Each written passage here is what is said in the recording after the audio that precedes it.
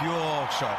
Punch to the cricket, football और hockey Bharat के बड़े टीम गेम हैं, मगर एक और टीम गेम भारत में काफी लोकप्रिय रहा है। ये अलग बात है कि इसकी चर्चा मीडिया में बहुत कम होती है, और वो गेम है वॉलीबॉल। भारत के देहातों और छोटे कस्बों में जगह जगह वॉलीबॉल खेलते युवा आपको कई जगह नजर आ जाएंगे। विशेषकर दक्षिण भारत में तो इसका प्रचलन बहुत अधिक है।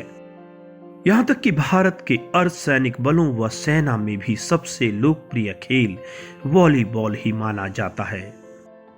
मगर बहुत कम लोग जानते हैं कि भारत में वॉलीबॉल का एक सुनहरा अतीत रहा है।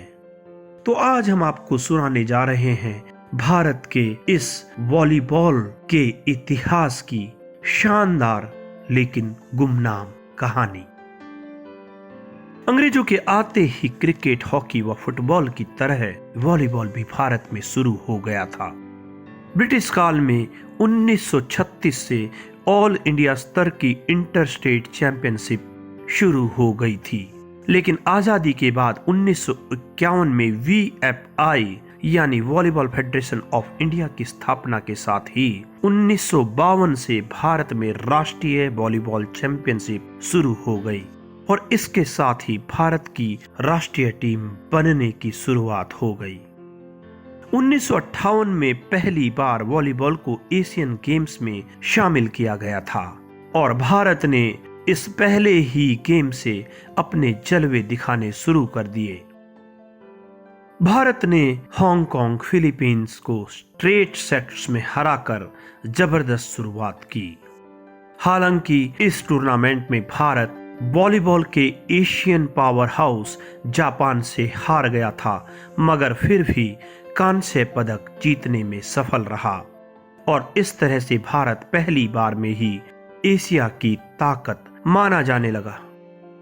1962 के जकार्ता एशियन गेम्स में लीजेंडरी प्लेयर्स ए पलानीस्वामी, नृपजीत सिंह बेदी और कप्तान TP पद्मनाभन नायर की टीम ने एक साथ 4 मैच जीतकर तहलका मचा दिया था। दक्षिण कोरिया और इंडोनेशिया जैसी टीमों को हराकर भारत इस एशियन गेम्स में फेवरेट बन गया, मगर फाइनल में एक बार फिर जापान को हराने में नाकाम रहने के कारण भारत को रजत पदक से ही संतोष करना पड़ा। लेकिन एक बार फिर भारत एशिया की वॉलीबॉल ताकत के रूप में जाना गया। अगले कुछ सालों में भारत उतनी सफलता हासिल नहीं कर पाया और एशियाड में कभी चौथे या 5वें 6ठे स्थान पर रहा। लेकिन 1986 में सियोल एशियाड में भारत ने एक बार फिर अपनी धमाकेदार छाप छोड़ी। ऐसा माना जाता है कि 1986 की वॉलीबॉल टीम भारत की आज तक की सबसे मजबूत टीम थी। इस टीम में किरिल वल्लूर, जी श्रीधरन, के उदय कुमार, अब्दुल बासित, दलेल सिंह और PV रमन्ना जैसे दिग्गज खिलाड़ी थे।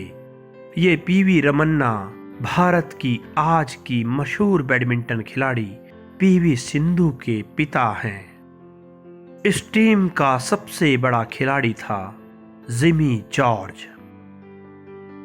6 फुट 2 इंच लंबे जिमी जॉर्ज को भारत का आज तक का सर्वश्रेष्ठ वॉलीबॉल प्लेयर आंका जाता है। जिमी जॉर्ज उस समय में इटालियन लीग में भी खेलते थे। भारत की 1986 की इस टीम का सबसे आश्चर्यजनक पहलू ये था कि इस टीम के 5 खिलाड़ी अर्जुन अवार्डी बने। एक बार फिर सियोल एशियाड में भारत ने 4 लगातार जीत हासिल की। हांगकांग, बहरीन, सऊदी अरब और इंडोनेशिया को हराकर भारत आगे बढ़ा, और इस बार जापान से मुकाबला था।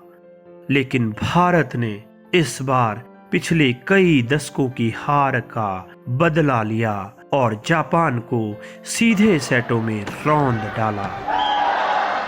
मगर दुर्भाग्य से भारत जीत के इस मोमेंटम को बरकरार नहीं रख पाया और पहले दक्षिण कोरिया व बाद में चीन से परास्त हो गया और एक बार फिर स्वर्ण पदक की इस फेवरेट टीम को कांस्य पदक से संतोष करना पड़ा। 1986 के बाद भारत की वॉलीबॉल का स्तर लगातार गिरता रहा और फिर भारत एशियन स्तर पर अपने दबदबे को दोहरा नहीं पाया।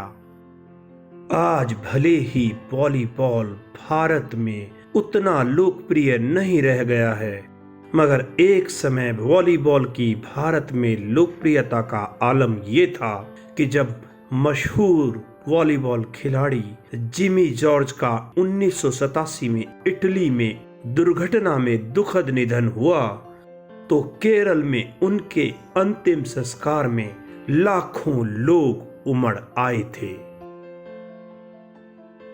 उनके गृह प्रदेश केरल में स्टेडियमों के नाम भी जिमी जॉर्ज के नाम पर रखे गए। यदि भारत सरकार व वॉलीबॉल फेडरेशन कोशिश करें तो भारत एक बार फिर कम से कम एशिया में वॉलीबॉल का सिरमौर बन सकता है।